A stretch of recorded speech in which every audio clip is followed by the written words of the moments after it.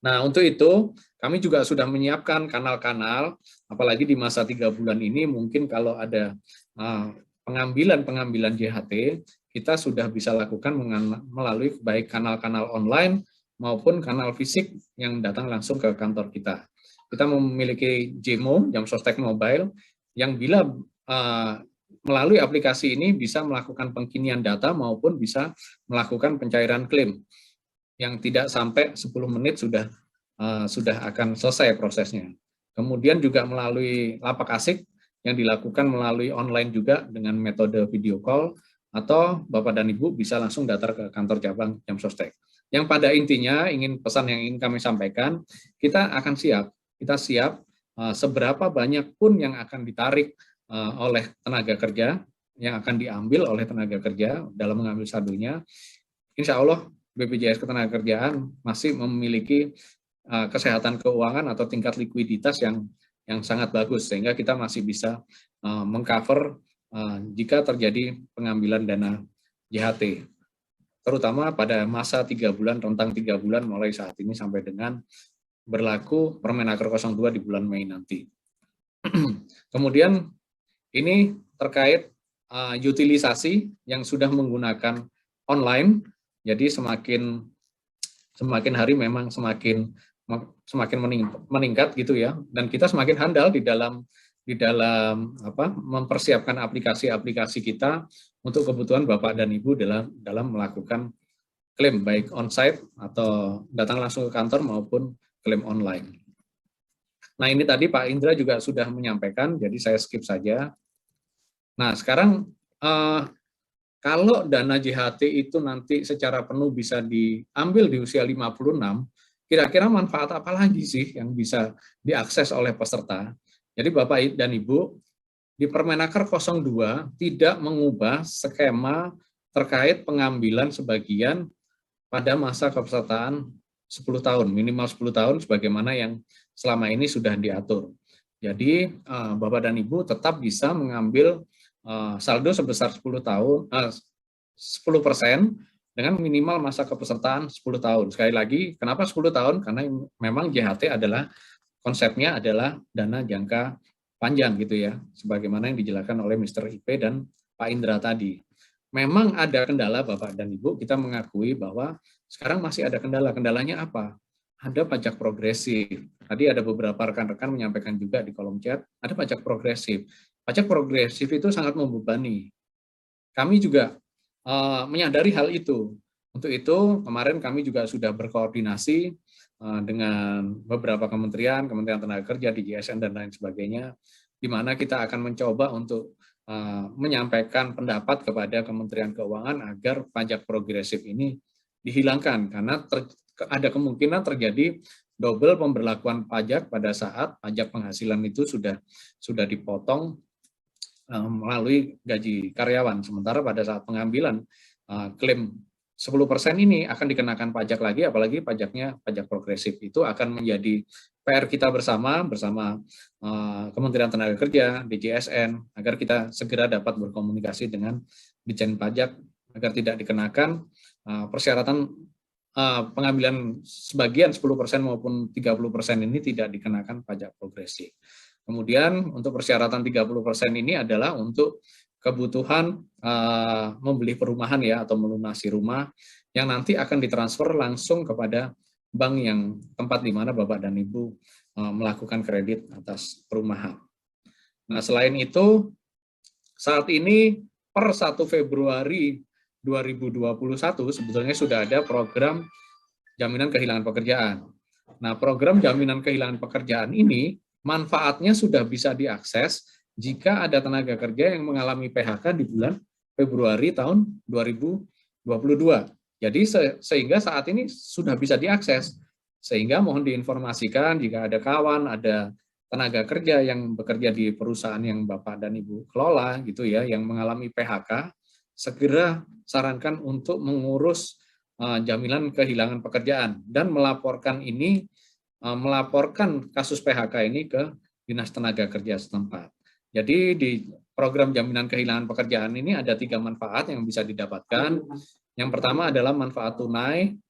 Manfaat tunai itu akan diberikan 45% dari upah yang dilaporkan ke BPJS Ketenagakerjaan di 3 bulan pertama. Jadi 3 bulan pertama akan mendapatkan 45%.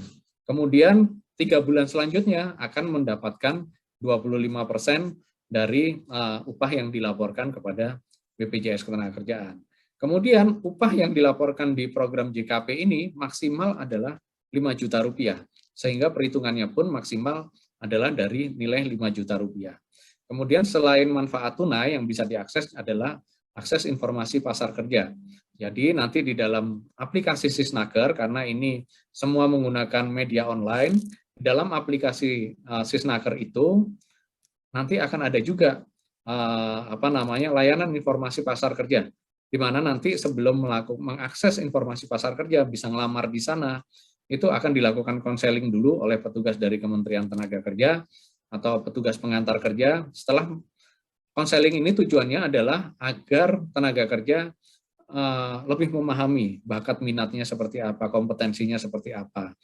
Apabila kompetensinya dirasa kurang dan ingin memperbaiki kompetensi atas pekerjaannya, maka bisa mengakses pelatihan kerja tanpa biaya, karena semua biayanya sudah di-cover oleh pemerintah melalui BPJS Ketenagakerjaan. Jadi ada 3 manfaat yang bisa diakses melalui program JKP. Yang pertama manfaat tunai, yang kedua akses informasi pasar kerja, dan yang ketiga pelatihan kerja secara cuma-cuma. Kemudian ini kami mencoba menggambarkan komparasi, teman-teman. Kira-kira kalau nanti JKP itu dapatnya berapa sih? Bagaimana perbandingannya dengan nilai JHT yang selama ini masanya pendek-pendek gitu. Misalnya kalau yang tadi ya sebagian besar itu 2 tahun. Jadi kepesertaannya selama 2 tahun di BPJS Ketenagakerjaan dan akan diambil. Nah, ini kami simulasikan jika upahnya 5 juta, yang sebelah kanan ini, jika upahnya 5 juta, kemudian berapa sih saldo JHT selama 2 tahun itu? Nah, saldo JHT-nya kurang lebih yang didapat jika 2 tahun kepesertaan penuh dengan asumsi tingkat bunga atau tingkat pengembangan JHT sekitar 5,7% sebagaimana yang berlaku, ini orang akan mendapatkan, tenaga kerja akan mendapatkan sekitar 7,2 juta. Nah, bagaimana dengan JKP jika terjadi PHK? Maka JKP akan mengcover total sebesar 10,5 juta rupiah. Ditambah dengan manfaat pelatihan kerja yang dibiayai juga oleh negara sebesar 1 juta rupiah. Jadi manfaat uang tunainya selama 6 bulan itu akan didapatkan 10,5 juta rupiah. Kemudian berapa kali tenaga kerja boleh menikmati program, mengakses program JKP ini? Setiap tenaga kerja selama masa usia kerjanya sampai dengan 56 tahun itu bisa 3 kali mengakses program JKP. Nah, memang ada syarat-syaratnya. Yang pertama, untuk mengakses yang pertama, itu memang kemarin sudah harus membayar iuran selama 1 tahun dengan 6 bulan iuran yang dibayar secara penuh. Dan saat ini tenaga kerja tidak perlu mendaftarkan kembali gitu ya. Pak, gimana kemarin kan kita udah daftar tuh 4 program. Untuk daftar JKP gimana caranya? Sebetulnya itu sudah secara otomatis daftar langsung melalui sistem. Karena apa? Karena tidak ada iuran tambahan pada program JKP ini. Program JKP ini iurannya dibayar dari rekomposisi iuran jaminan kecelakaan kerja dan jaminan kematian ditambah iuran yang dibayarkan secara langsung oleh pemerintah. Jadi pemerintah atau oleh negara. Jadi negara dalam hal ini turut hadir di dalam mensubsidi melalui iuran jaminan kehilangan pekerjaan. Jadi nanti akses ini bisa dinikmati selama usia kerja 3 kali oleh tenaga kerja. Kalau 3 kali berarti manfaat tunainya bisa didapat 10,5 juta dikali 3 gitu ya. Jika sekarang sudah diakses, nanti berarti 5 tahun lagi bisa mengakses lagi manfaat JKP. Setelah manfaat JKP yang kedua diakses, maka 5 tahun lagi bisa mengakses kembali manfaat JKP jika terjadi PHK. Gimana kalau nggak tenaga kerja nggak di PHK? Tadi Pak Indra juga sudah menjelaskan, sebetulnya sudah ada jaring pengamannya untuk masing-masing klasifikasi. Jadi bisa mengakses kartu prakerja yang di sana juga ada manfaat tunai dan lain sebagainya. Nah, kemudian ini yang berikutnya, ini adalah program manfaat layanan tambahan. Program manfaat layanan tambahan ini adalah dalam bentuk subsidi atas perumahan tenaga kerja.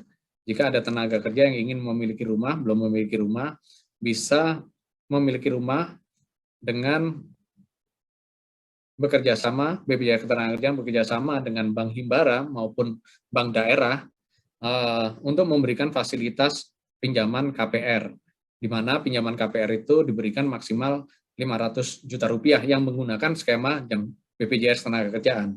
Apabila harga rumah di atas 500 juta, maka sisanya bisa menggunakan mekanisme umum.